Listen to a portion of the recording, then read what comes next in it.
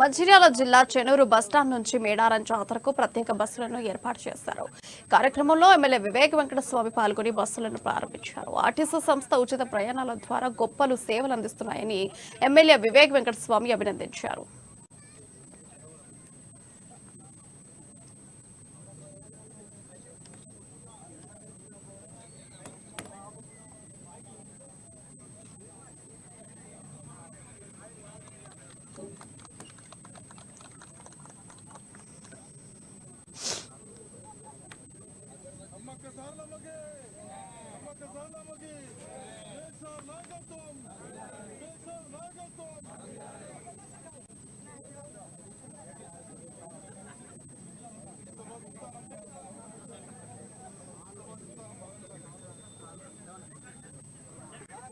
చాలా సంతోషంగా ఉంది.